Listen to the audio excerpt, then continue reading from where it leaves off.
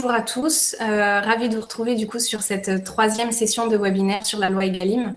Et bienvenue à ceux qui nous rejoignent pour la première fois, qui participent pour la première fois. Les deux sessions précédentes ont eu lieu le 23 septembre et le 7 octobre.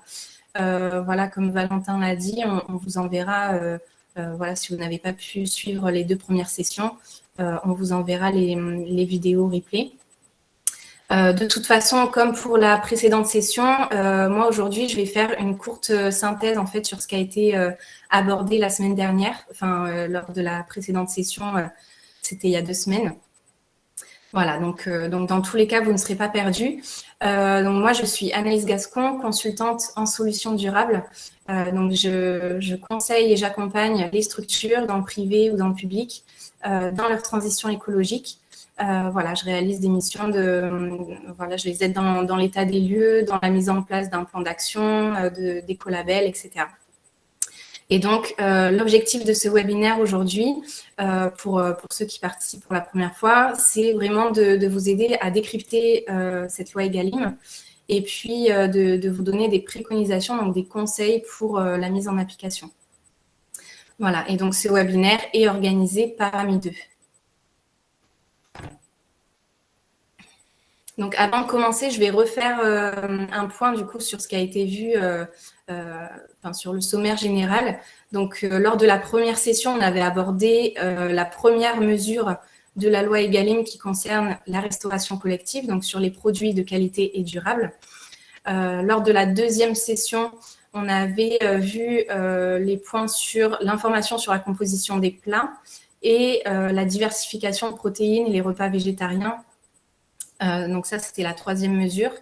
Et aujourd'hui, donc, on va aborder les mesures 4 et 5, donc sur la réduction des contenants en plastique et sur la réduction du gaspillage alimentaire.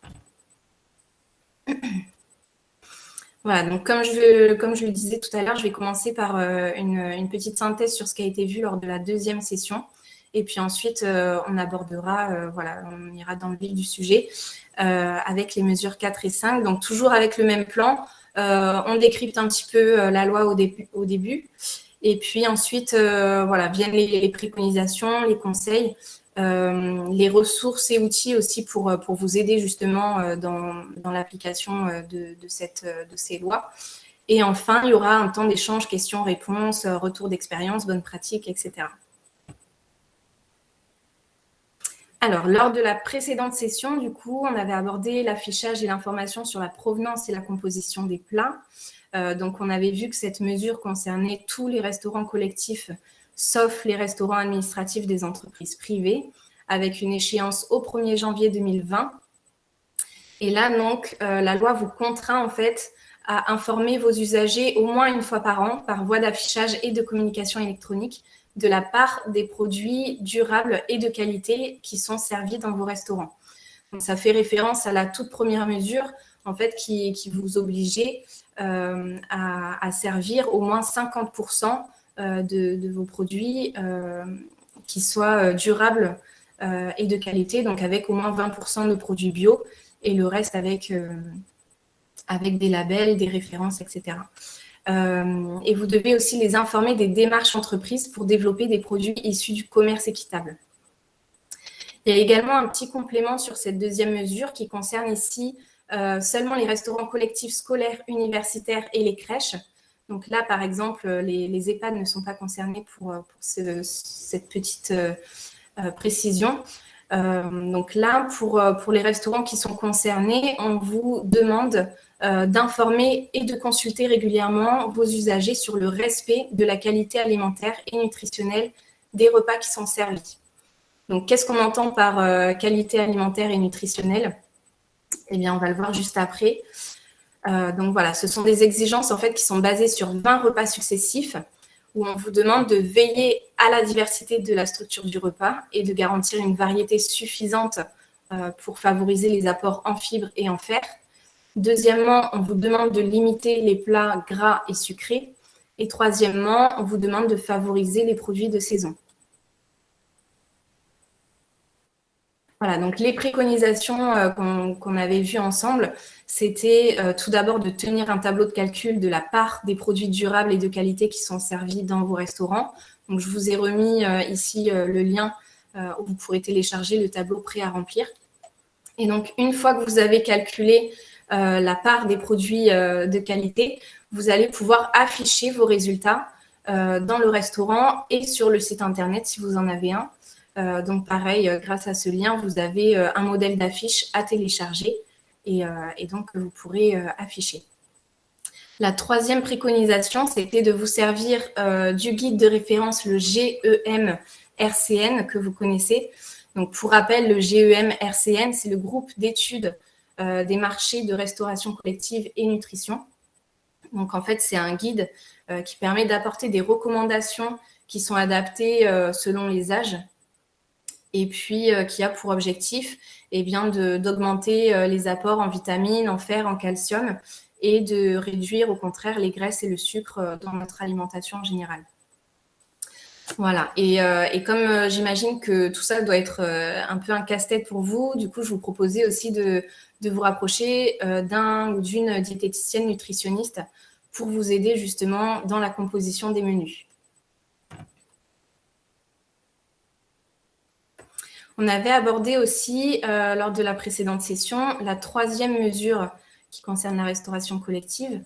Donc là, ça concerne toute la restauration collective, sauf les restaurants administratifs des entreprises privées, toujours, seulement si vous servez plus de 200 couverts par jour. Donc avec une échéance qui est passée du 30 octobre 2018.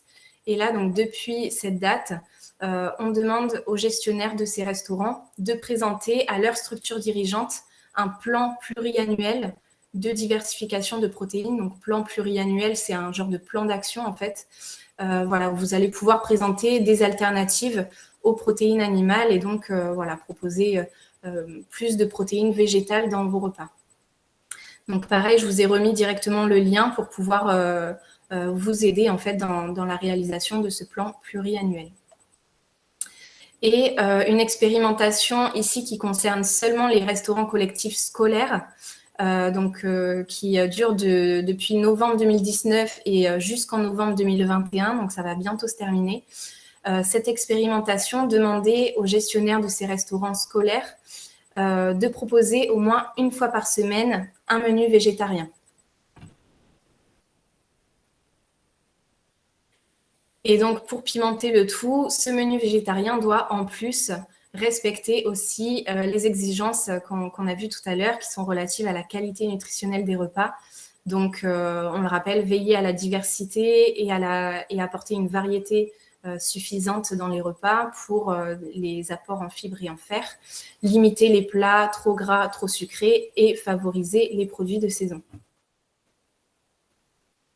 Donc, les préconisations qui avaient été proposées sur cette mesure, c'était tout d'abord de sensibiliser vos clients, vos usagers sur les bienfaits des repas végétariens. Donc, je vous avais donné des petites ressources, des outils, voilà, des outils de communication pour pouvoir sensibiliser vos usagers.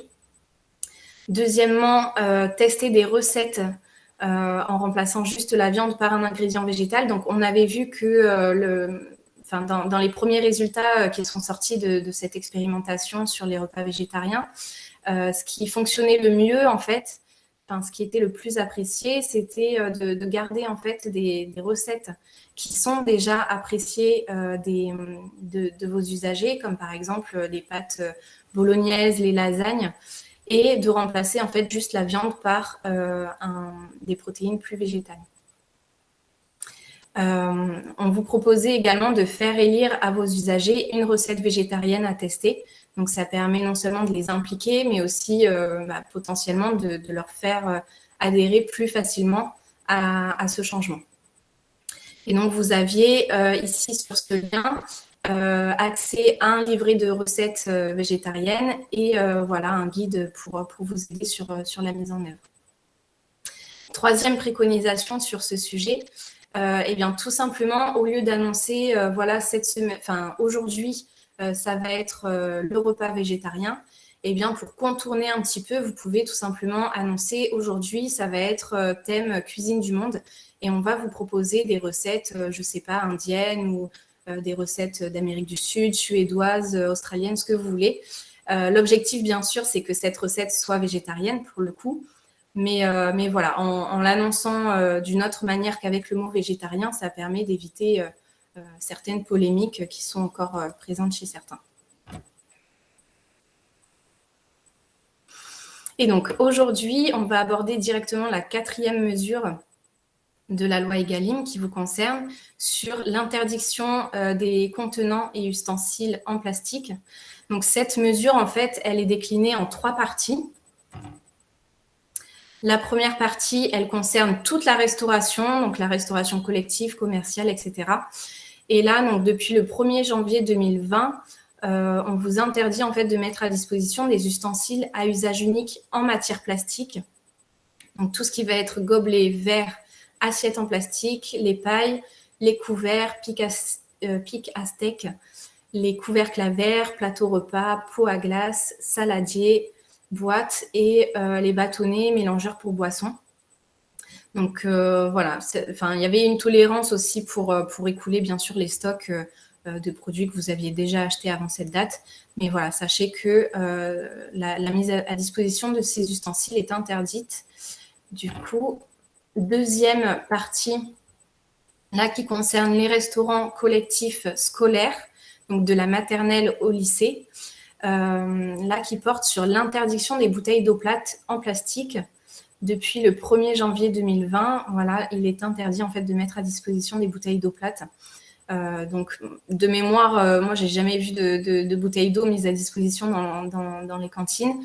Mais voilà, sachez que si vous en avez, eh bien, on vous conseille tout simplement de passer sur des fontaines à eau potable. Et on vous précise également que cette mesure s'applique aux territoires qui sont desservis par un réseau d'eau potable. Et elle peut être suspendue exceptionnellement s'il y avait une restriction d'eau déclarée par le préfet. Troisième partie de cette 4e mesure, donc qui concerne ici tous les restaurants collectifs scolaires, universitaires et les crèches. Donc là encore, ça ne concerne pas les EHPAD, par exemple. Là, on est sur l'interdiction des contenants alimentaires en plastique type barquette. Donc, avec une échéance au 1er janvier 2025. Donc, cette fois, l'échéance est à venir. Donc, il sera mis fin à l'utilisation des contenants alimentaires de cuisson, de réchauffe ou de service en matière plastique dans tous ces établissements cités. Et par contre, pour les collectivités territoriales de moins de 2000 habitants, cette mesure sera applicable au plus tard le 1er janvier 2028. Voilà, donc vous aurez éventuellement un délai supplémentaire pour l'application de cette mesure.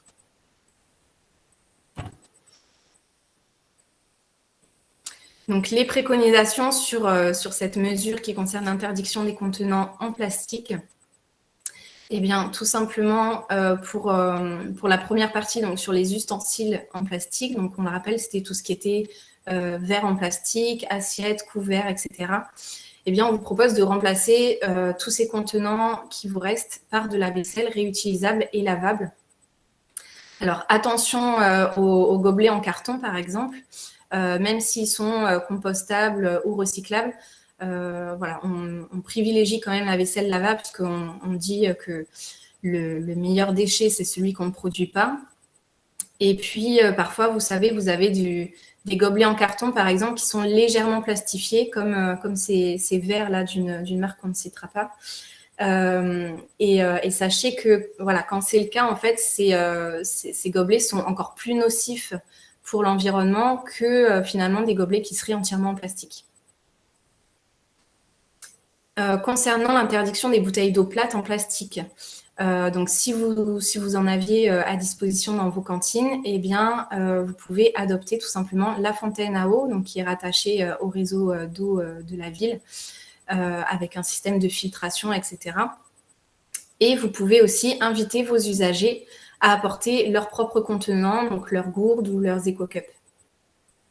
Et sur la dernière partie de cette mesure, donc concernant les contenants en plastique type barquette et autres, pareil, en fait, voilà, utiliser de la vaisselle lavable et vous pouvez vous rapprocher d'Ami 2 justement pour vous aider à trouver des fournisseurs pour vos achats. Donc sur la partie ressources, justement, voilà, vous pouvez vous rapprocher d'Ami 2, que ce soit pour la mise à disposition de fontaines à eau, pour trouver des fournisseurs adaptés, et pour l'achat éventuellement de vaisselle lavable. Et puis, je vous ai mis le lien vers un document en fait qui vous permet de vous aider, un guide en fait qui va vous permettre de vous aider pour trouver les meilleures alternatives au conditionnement en plastique. Donc voilà pour cette partie-là. Est-ce que vous aviez des questions déjà sur la partie contenant en plastique? Des questions, des remarques? Je vois pas de questions dans le chat. N'hésitez pas si vous voulez réactiver votre micro pour poser une question en direct avant que je poursuive. Oui, bonjour. Oui, bonjour. On est le hameau des Acates sur Marseille. Oui. On se posait la question par rapport à tout ce qui est emballage, petites galettes, gâteaux, tout ça, dans des plastiques, tout ça. Ça va être quoi la future loi? Est-ce qu'il va y avoir quelque chose ou pas pour l'instant? Ce que vous voulez dire, c'est quand vous achetez des gâteaux qui sont déjà servis dans des barquettes en plastique, c'est ça? Non, oui, dans les emballages. Les emballages emballages. plastiques, oui, beaucoup d'EHPAD ont ça, hein, le petit gâteau individuel, quoi. D'accord. Alors là, je pense que la loi, en fait, s'applique à votre matériel. Enfin, si vous achetez ce type de barquette, en fait, pour mettre des petites salades froides dedans, par exemple, ou des choses comme ça.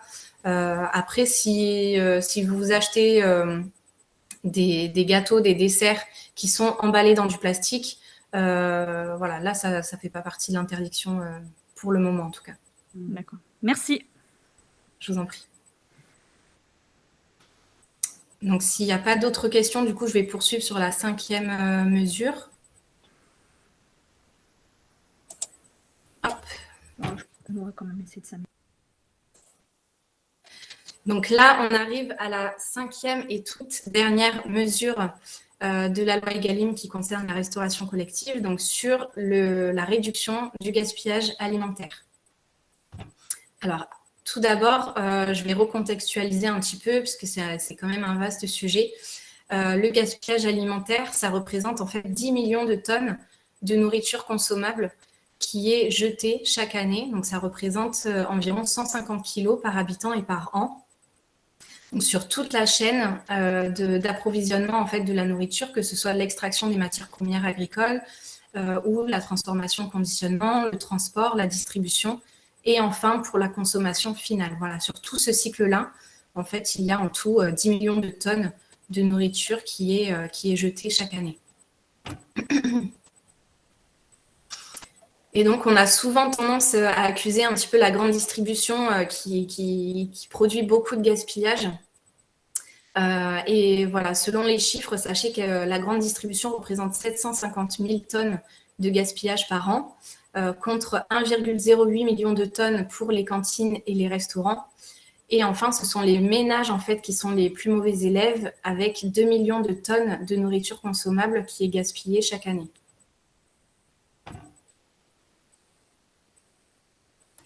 Voilà, donc au-delà en fait de ces problématiques, il y a aussi quand même 3 enjeux principaux. Donc bien sûr l'enjeu environnemental, puisque à l'échelle mondiale, le gaspillage émet en fait autant de gaz à effet de serre qu'un pays dont le niveau d'activité se situerait en 3e position, juste après la Chine et les États-Unis. Donc c'est considérable, entre autres du fait de l'énergie qui est nécessaire pour produire, pour transformer, conserver, emballer, transporter tous les produits. Et c'est également un gouffre, enfin un gaspillage énorme de ressources en eau. Il y a un enjeu également économique, puisque le gaspillage alimentaire, c'est avant tout un gaspillage d'argent et ça coûte cher, puisque la France estime que le gaspillage coûte entre 12 et 20 milliards d'euros par an. Et enfin, il y a un enjeu aussi social et éthique, puisqu'on est dans la perspective d'une crise alimentaire mondiale. Et même en France, on estime qu'une personne sur 10 a du mal à se nourrir. Voilà, donc au niveau de la loi, de cette mesure sur le gaspillage alimentaire, donc la loi indique qu'elle concerne toute la restauration collective publique et privée. Et donc depuis le 22 octobre 2020, on oblige en fait la restauration collective à mettre en place une démarche de lutte contre le gaspillage alimentaire et entre autres d'effectuer un diagnostic préalable à la réalisation de cette démarche. Et depuis le 1er janvier 2020, il est interdit de rendre impropres à la consommation tous les excédents alimentaires que vous pouvez avoir dans vos restaurants qui sont encore consommables, sous peine d'une amende de 3 750 €. Et il y a donc un petit complément en fait sur cette 5e mesure qui concerne ici la restauration collective publique et privée qui prépare plus de 3000 repas par jour. Donc ça représente au final peu de structures. Mais voilà, pour ces structures, depuis le 22 octobre 2020 aussi, on vous oblige à proposer une convention de dons à une association habilitée, donc habilitée à recevoir des dons alimentaires. Les préconisations pour cette mesure qui concerne le gaspillage alimentaire, ça va être bien tout d'abord de réaliser un suivi au moins une fois par semaine sur le poids du gaspillage alimentaire. Voilà, on recommande vraiment une fois par semaine pour avoir un suivi le plus précis possible avec des systèmes de pesée, etc. pour que vous puissiez aussi agir de manière un peu plus ciblée. Ensuite, vous pouvez afficher dans votre restaurant vos résultats en matière de gaspillage alimentaire. Donc, ça permet aussi de sensibiliser vos usagers. Par exemple, vous pouvez afficher les résultats du gaspillage de la semaine précédente en leur indiquant, bah voilà, on compte aussi sur vous pour nous aider à améliorer ce score pour la semaine à venir. Donc, ça peut les inciter aussi à être un peu plus impliqués dans cette démarche. On vous propose de calculer le coût du gaspillage alimentaire. Donc là, on estime que le gaspillage coûte environ 20 centimes pour 100 grammes de nourriture gaspillée. Donc ça, c'est une moyenne, mais je vous invite vraiment à calculer par rapport à vos propres données, par exemple, en reprenant tout simplement le coût total de votre approvisionnement en nourriture. Vous pouvez également proposer des quantités différentes, donc des grandes portions, des petites portions, voilà, pour des usagers qui auraient un appétit plus ou moins grand. Ça permet aussi de limiter le gaspillage. D'appliquer des recettes anti-gaspi. Donc là, c'est évidemment pour de la nourriture qui n'aurait pas encore été servie et qui serait encore consommable. Voilà, peut-être la réutiliser pour en faire soit des salades froides, des gratins, des quiches, etc. Et puis, enfin, donc là, c'est pas vraiment une préconisation, c'est plus une bonne pratique que j'avais vue dans un restaurant qui proposait un buffet à volonté. Ils annonçaient en fait à leurs clients qu'ils appliqueraient un surcoût, un supplément à ceux qui ne terminent pas leur assiette. Donc voilà, en leur expliquant qu'ils peuvent se resservir autant qu'ils veulent, mais qui doivent se servir en quantité vraiment raisonnable, voilà, pour être sûr de ne pas faire de gaspillage justement.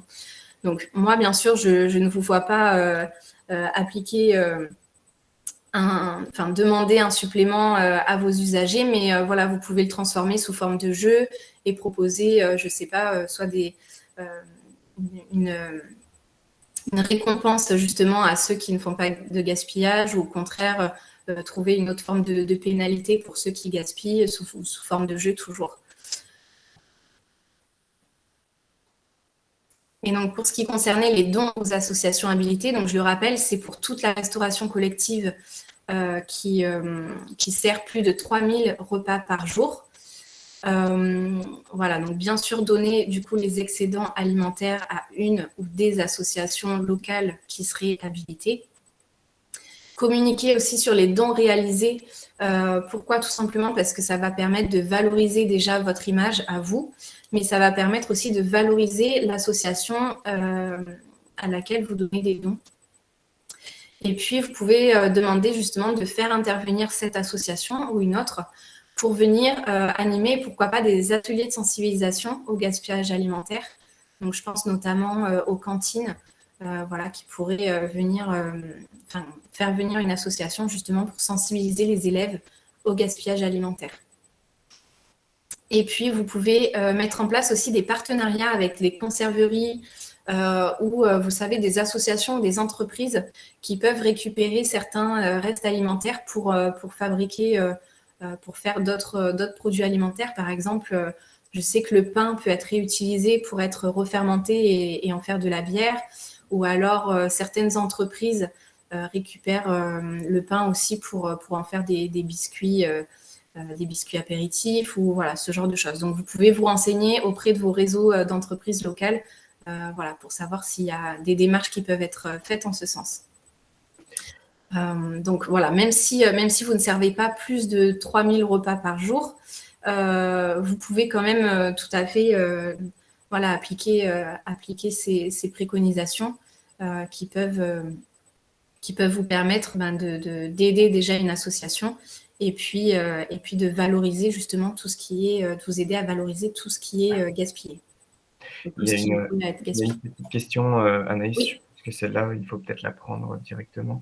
Vous évoquez 2 obligations dans la loi, faire un diagnostic et élaborer un plan d'action. Qui doit faire ce diagnostic et connaît-on les critères d'évaluation? Alors, c'est une bonne question. Le diagnostic, a priori, vous pouvez le faire vous-même. Je vous donnerai justement dans les ressources un outil qui vous permet de vous guider justement pour réaliser ce diagnostic.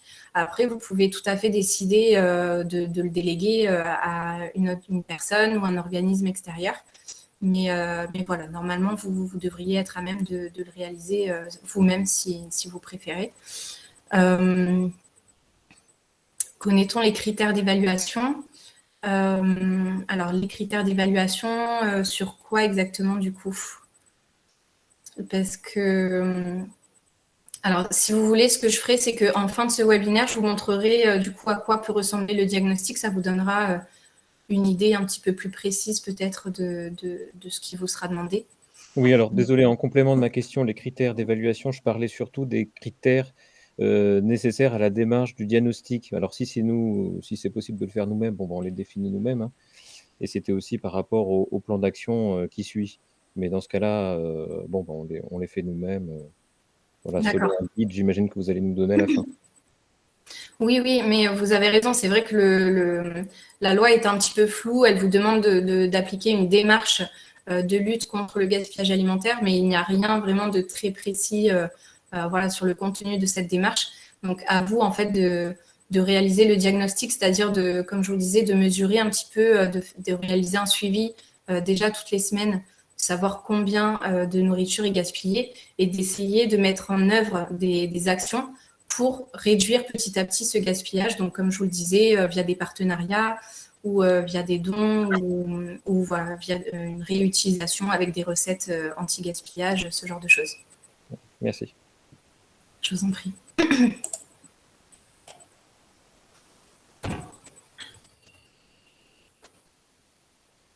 Voilà, donc dans les ressources, justement, alors sur le gaspillage alimentaire, les ressources sont quasiment inépuisables hein, pour vous aider sur cette mesure-là.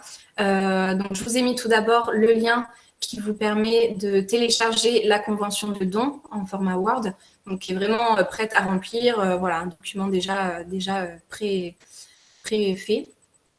Deuxièmement, je vous invite vraiment à consulter ce site internet donc, il va vous donner plein d'outils pratiques, de fiches techniques, justement pour vous aider du diagnostic à l'action. Et donc, vous allez retrouver notamment justement le mémo ici pour vous aider à réaliser un diagnostic. Donc, en fait, voilà, ça se présente un petit peu comme ça. Voilà, on vous propose plusieurs niveaux en fait, d'engagement, plusieurs façons de réaliser ce diagnostic. Vous allez avoir également un tableau de pesée que vous pouvez télécharger directement. voilà, prêt à remplir également. Donc, vraiment pour vous faciliter la tâche. Et puis, un guide de l'ADEME pour vous aider aussi dans cette mise en application. Donc là, je vous ai rajouté aussi des liens justement pour des outils de communication un petit peu complémentaires. Donc par exemple, vous avez une vidéo de sensibilisation au gaspillage alimentaire que vous pouvez afficher. Je ne sais pas si vous avez des écrans dans les cantines, mais voilà, vous pourriez passer éventuellement pour sensibiliser vos usagers. Une infographie aussi sur le gaspillage alimentaire, comme celle-ci.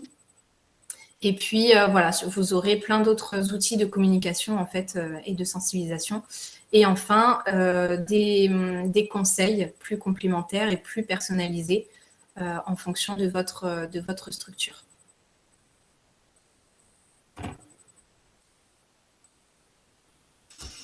Voilà. Donc, du coup, c'était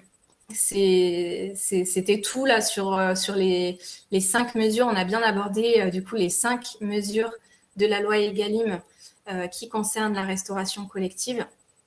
Et pour aller plus loin et pour répondre un petit peu à tous les questionnements qu'il y avait eu dans les sessions précédentes, j'ai aussi fait un petit peu le tri pour vous sur des dispositifs qui existent justement, des aides financières pour vous aider dans la mise en application de ces mesures. Donc, j'en ai trouvé principalement 2. Une qui est proposée par l'ADEME, spécifiquement là, sur la réduction du gaspillage alimentaire. Donc, ils m'ont bien précisé que l'ADEME ne va pas financer des projets qui visent seulement à se conformer à une réglementation, ce qui paraît logique quelque part. Pour obtenir cette aide, en fait, il faut que vous ayez un projet qui va vraiment au-delà de la simple conformité à la loi. Et donc, elle est à destination des structures privées, mais ils sont également ouverts aux structures publiques si vous avez un projet ambitieux. Donc, voilà, on vous demandera peut-être de vous rapprocher, de vous mettre en association avec plusieurs collectivités, plusieurs communautés de communes pour vraiment porter un projet plus grand. Et donc, en fait, cette aide se décline en 3 parties. Vous avez une aide qui va financer les études sur le gaspillage alimentaire, une qui va financer tout ce qui est investissement, donc le matériel, l'équipement pour réduire le gaspillage alimentaire, et une autre qui va financer tout ce qui va être animation et formation. Et donc, en fait, vous allez pouvoir remplir qu'un seul dossier de candidature. Donc, je vous ai mis la documentation en lien juste dessous. Et donc, il va vous falloir choisir entre ces 3, donc entre l'étude, les investissements ou les formations. Et donc, je vous invite vraiment à vous rapprocher de votre ADEME régional, puisque voilà, c'est un dispositif qui est mis en place en France entière, mais chaque région, en fait, a ses spécificités, notamment sur les échéances pour les dépôts de dossiers. Donc, voilà, je vous invite vraiment à contacter votre ADEME pour déjà pouvoir participer aux réunions d'information qui ont lieu là en ce moment, et pour participer aussi aux journées techniques, pour avoir vraiment un maximum d'informations sur ces dispositifs. Et donc, le deuxième dispositif là, qui est proposé par France Relance, là, qui concerne seulement les cantines scolaires, donc pour les écoles élémentaires, les écoles et les classes élémentaires et maternelles, et tout ce qui va être établissement public de coopération intercommunale, les EPCI, donc c'est tout ce qui est communauté de communes, métropole, etc. Et voilà. Et pour pouvoir obtenir cette aide, en fait, on vous demande d'avoir un investissement qui serait au minimum de 1 500 € hors taxe. Et donc là, cette aide serait vouée à financer des investissements matériels, mais aussi immatériels, et également des prestations intellectuelles type formation, audit, études. Donc, sur ce dispositif, par contre, on n'est pas seulement sur le gaspillage alimentaire, mais ça va financer, en fait, tous les autres sujets qu'on a abordés dans la loi Egalim. Donc, ça peut financer aussi des actions pour vous aider, par exemple, à acheter des produits durables et de qualité, donc des produits labellisés. Ça peut vous aider également pour réaliser des menus végétariens, etc., etc. Donc, pareil, je vous ai mis ici vraiment les liens pour avoir toutes les informations sur ces dispositifs. Et je vous ai fait aussi en conclusion de ce webinaire une petite synthèse, un tableau de synthèse qui va vous permettre de visualiser en fait pour chacune de vos structures les différentes mesures qui vous concernent. Donc bien sûr celles qui sont colorées, du coup c'est celles qui concernent l'établissement ici en colonne. Voilà, donc ça vous permet de savoir rapidement quelles sont les mesures qui vous concernent, avec quelles échéances, etc., etc. Donc ça, ce tableau, je vous l'enverrai en PDF, comme ça, vous pourrez l'avoir en plus grand sous les yeux. Voilà, et on arrive du coup à la fin de ce webinaire. Donc voilà, déjà, je vous remercie pour votre écoute. Et puis, si vous avez justement des questions, des remarques sur cette partie gaspillage, n'hésitez pas à intervenir.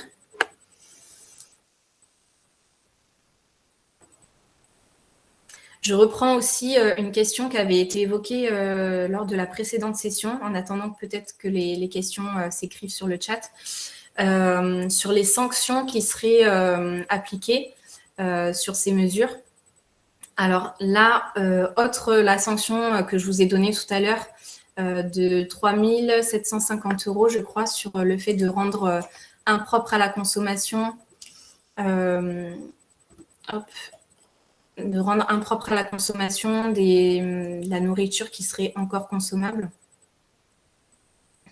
Voilà, c'était ça. Interdiction de rendre impropre à la consommation les excédents alimentaires encore consommables, sous peine d'une amende de 3 750 €.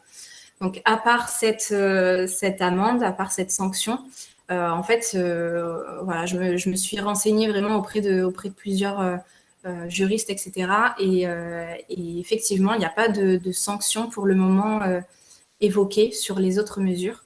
Voilà, mais ça ne vous empêche pas quand même de mettre en application ces mesures, mais tout simplement, voilà, comme c'est une loi qui est encore assez récente, je pense qu'ils sont encore pour le moment sous l'idée de l'expérimentation plus que d'une loi vraiment pénalisante.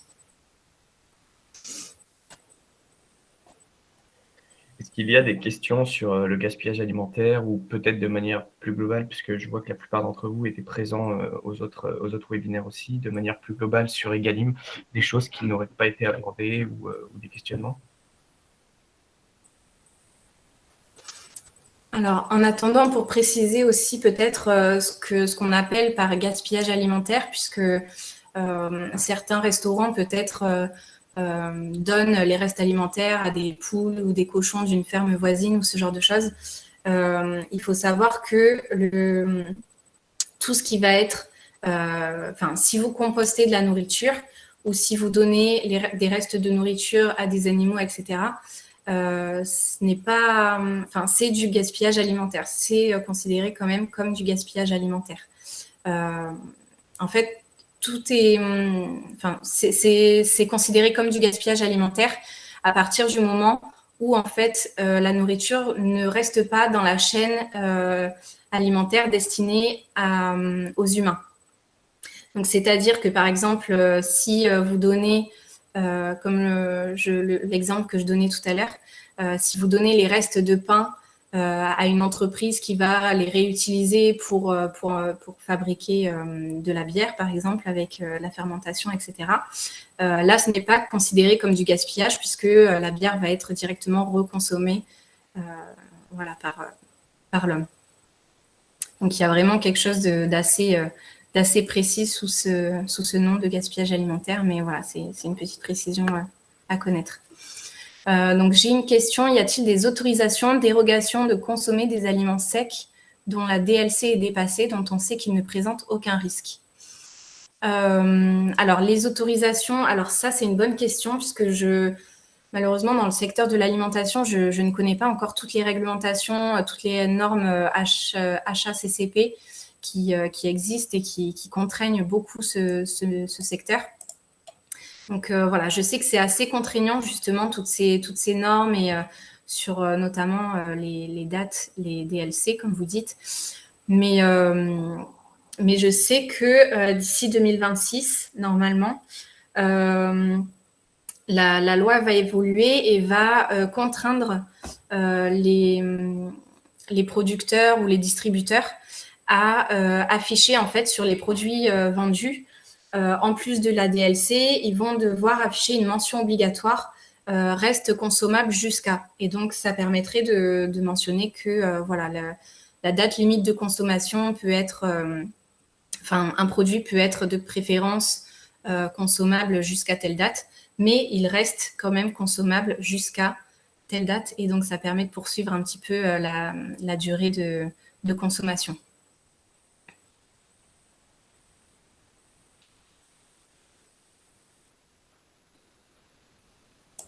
Voilà, donc pour cette question-là, du coup, je vous inviterai vraiment à... Enfin, j'essaierai d'y répondre, du coup, plus tard, de me renseigner de mon côté. Mais voilà, je vous invite peut-être à voir avec les personnes qui sont vraiment plus spécialisées dans le domaine des réglementations liées à l'alimentation. Quel gâchis en attendant 2026 ? Bah oui, je suis d'accord. Alors normalement, cette mesure devrait déjà être appliquée puisqu'elle a été décidée là récemment. Mais voilà, ils ont jusqu'à 2026 pour l'appliquer, donc c'est pas encore. Voilà, certains vont le mettre en place plus tôt que d'autres.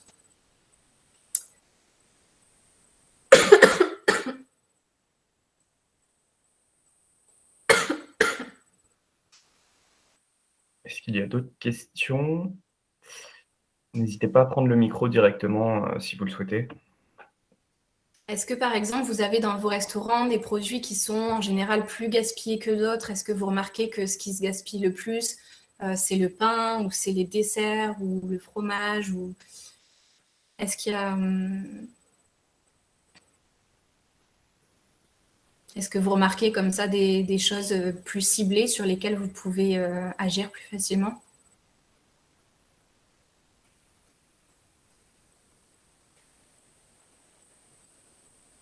Avec le pain, nous faisons des gâteaux type pain perdu. Voilà, ouais, c'est ce qui est souvent réalisé. Mais ça, c'est ce que je disais. Du coup, comme ça reste, c'est la nourriture qui est réutilisée et qui est destinée à la consommation humaine. Donc ça, on est là en dehors du gaspillage alimentaire. Du coup, ce n'est plus considéré comme du gaspillage, c'est vraiment voilà, de la réutilisation. Pour nous, au niveau des cantines scolaires, les entrées froides sont souvent gaspillées. D'accord. Donc peut-être voir à ce niveau-là, si vous remarquez comme ça qu'il y a des produits qui sont plus souvent gaspillés que d'autres, voir quels sont vraiment les... Voilà, s'il s'agit d'un ingrédient en particulier dans ce plat qui n'est pas apprécié, ou voilà, de voir peut-être pour le présenter d'une autre manière, ou des fois ça peut être vraiment quelque chose d'assez simple, un petit changement assez simple finalement qui change beaucoup de choses. Vous pouvez aussi, n'hésitez pas aussi à demander directement l'avis de vos usagers, alors soit par une boîte à idées, soit par voilà, de les consulter justement et de leur demander leur avis, de savoir quelles seraient leurs recommandations justement pour vous aider à faire moins de gaspillage.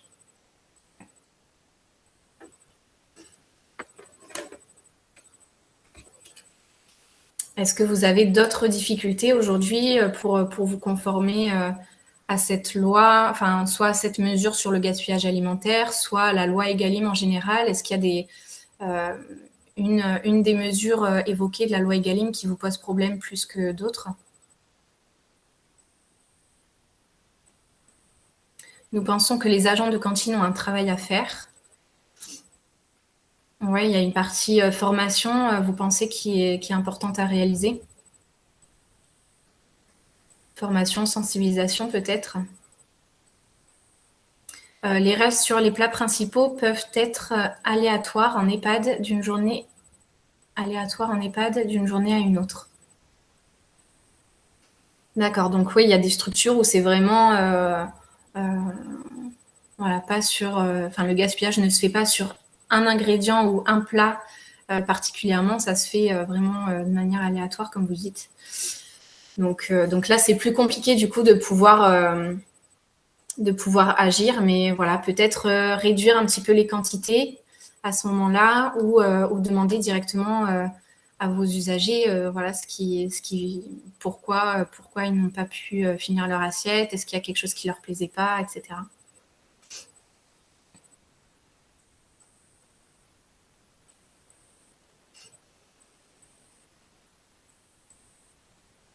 Est-ce qu'il y a une structure parmi vous qui a déjà mis en place tout ça, qui a déjà une ou plusieurs, qui ont déjà mis en application en fait tout ça, le diagnostic, des démarches, des suivis avec des pesées régulières, etc. sur le gaspillage, et qui auraient remarqué une amélioration ou qui essaient de travailler en ce sens? Les restes sur les plats principaux peuvent être aléatoires. Ah oui, pardon, j'ai déjà lu cette question.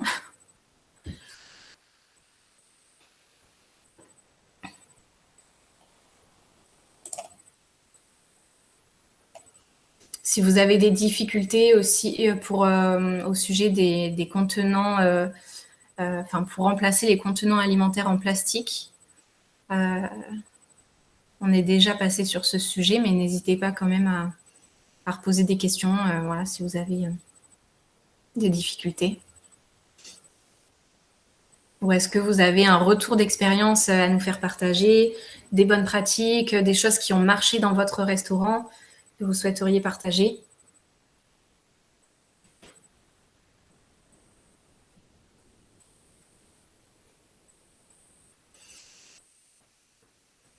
Alors, Cuisine Authentique nous dit oui, donc l'éducation à mettre en avant pour manger de tout, goûter, et les agents ne le font pas toujours par négligence ou par manque de temps. Nous avons mis en place un cahier de liaison avec nos écoles. Nous soupesons les aliments les moins mangés afin de limiter le gaspillage. D'accord, donc il y a une partie, en fait, formation et sensibilisation du personnel. Et ce que je comprends, c'est qu'il y a une partie aussi sensibilisation des usagers pour les éduquer justement, vous le dites, à manger de tout, à goûter, éduquer un petit peu à la curiosité alimentaire. Voilà, il y a souvent des enfants, on le sait, à la maison, ils ont tendance peut-être à manger un peu toujours la même chose ou à manger que ce qu'ils aiment. Donc, ils ont du mal. Puis on l'a tous vécu, quand on est petit, on n'aime pas trop goûter à ce qu'on n'aime pas.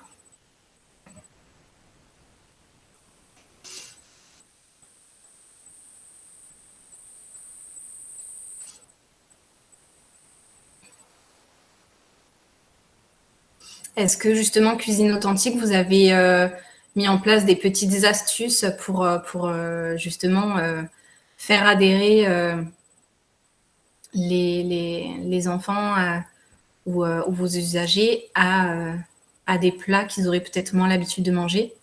Je ne sais pas, par une présentation particulière ou...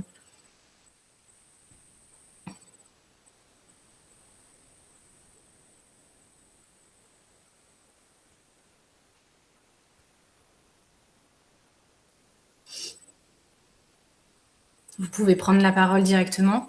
Sinon, s'il n'y a pas plus de questions, du coup, on va pouvoir peut-être terminer ce webinaire. Oui, je pense qu'on a fait le tour. Il y a peut-être une question qui va arriver le temps qu'on termine, et ce sera peut-être la dernière. En tout cas, merci Anaïs pour ces 3 webinaires. Merci aussi à vous tous d'avoir été présents, puisque la plupart d'entre vous, vous avez été présents aux 3 webinaires. Donc, on a un peu moins de monde à celui-là, mais je pense qu'il y a eu un petit manquement au niveau des mails. Ah, on a une petite réponse. Oui, merci Cuisine Authentique. Donc, nous avons modifié certaines recettes.